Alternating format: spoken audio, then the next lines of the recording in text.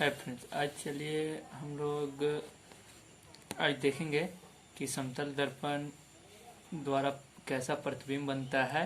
वो आज हम लोग डिस्कस करने वाले। तो चलिए फ्रेंड्स, स्टार्ट करते हैं। स्टार्ट करने से पहले फ्रेंड्स, अगर आप मेरे चैनल पे नए हो तो प्लीज़ सब्सक्राइब कर दीजिए और लाइक करना ना भूलिएगा और शेयर ज़रूर कीजिए अपने फ्रेंड के साथ। चलिए फ्रेंड्स, ज़्यादा बातें ना करते हुए हम लोग अपने टॉपिक की ओर बढ़ते। तो आज हम लोग डिस्कस करने वाले हैं समतल दर्पण द्वारा बनाया गया हुआ प्रतिबिंब कैसा होता है। तो चलिए फ्रेंड्स, सबसे पहले हम लोग एक डायग्राम के मदद से जानेंगे, है ना, कि मेरा समतल दर्पण द्वारा बनाया गया प्रतिबिंब कैसा है। तो चलिए फ्रेंड्स, सबसे पहले हम लोग एक समतल दर्पण ले लेते हैं। ये मेरा एक समतल दर्पण है। इस पे मेरा ये मैंने एक बेस बनाया जिसको हम पीछे की ओर तक ले जाएंगे, दर्पण के पीछे की ओर तक ले जाएंगे। उसके बाद फ्रेंड्स, हमने ए और बी एक वस्तु लिया और उसको जब हम लोग जब हम लोग देखे कि एक जो कहने का मतलब है बेस के पैरेलल जो मेरा लाइन गया है वह जैसे गया है उसी माध्यम से वापस लौट जाता है। और उसके बाद यहाँ से एक मेरा किरण दर्पण से टकराएगा जो उसी एंगल से वापस आ जाता है। कहने का मतलब है कि यह मेरा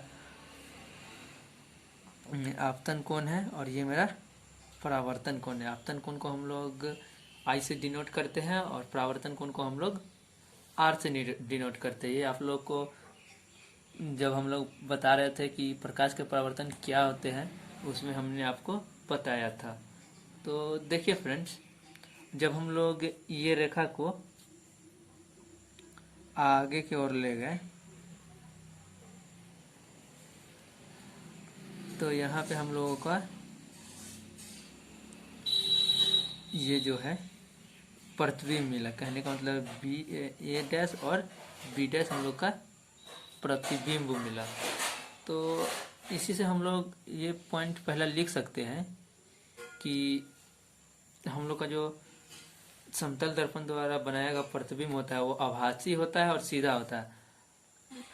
आभासी होता है, आभासी कहने का मतलब है कि ये मेरा दर्पण के पीछे बनता है, लेकिन यह सीधा बनता है, नहीं कि उल्टा बनेगा। आभासी कहने का मतलब है कि दर्पण के पीछे बनता है और यह सीधा बनता है। तो हम लोग लिखेंगे आभासी एवं सीधा। उसका दूसरा मेरा पॉइंट ये है कि यहाँ पे देखिए फ्रेंड्स, जितने साइज का हम लोग वस्तु लिए उतना ही साइज का हम लोग को क्या मिल रहा है, प्रतिबिंब मिल रहा है। यानी कहने का मतलब है कि वस्तु का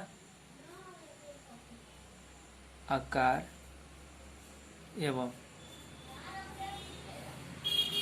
प्रतिबिंब का आकार बराबर होता है।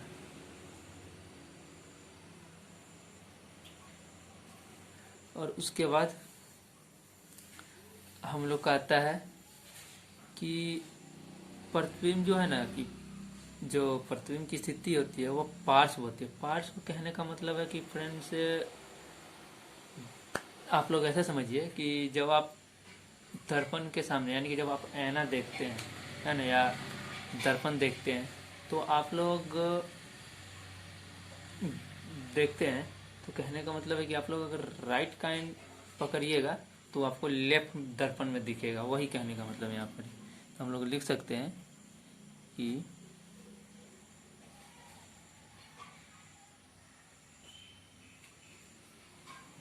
स्थिति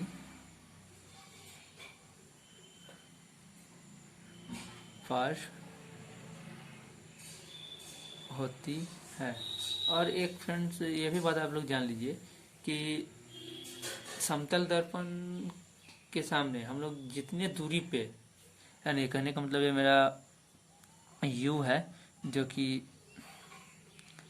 मेरा वस्तु की दूरी है, और भी से हम लोग किसका दूरी डिनोट करते हैं, प्रतिबिंब का दूरी भी से डिनोट करते हैं। तो कहने का मतलब जितना दूरी पे हम लोग का वस्तु होगा उतना ही दूरी पे हम लोग का प्रतिबिंब बनेगा। तो इसको भी हम लोग लिख लेंगे कि दर्पण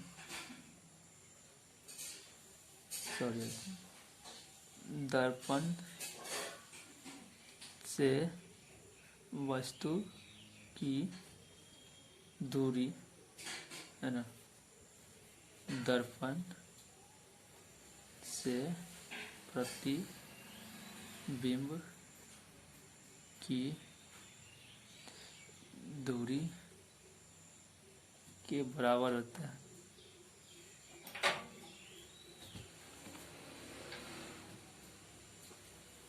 तो आप लोग को हमने इस टॉपिक में बताया कि कैसे प्रतिबिंब का दूरी जो होता है वह समतल दर्पण में कैसा होता है, कहाँ होता है और कैसा बनता है, ये आज हम लोगों ने डिस्कस किया। तो चलिए फ्रेंड्स, आप लोग को यह वीडियो अच्छा लगा हो तो प्लीज़ सब्सक्राइब करें, शेयर करें, और फ्रेंड्स आप लोग सपोर्ट बनाएं ताकि हम और अच्छे से बेहतर पढ़ा पाए। Thank you.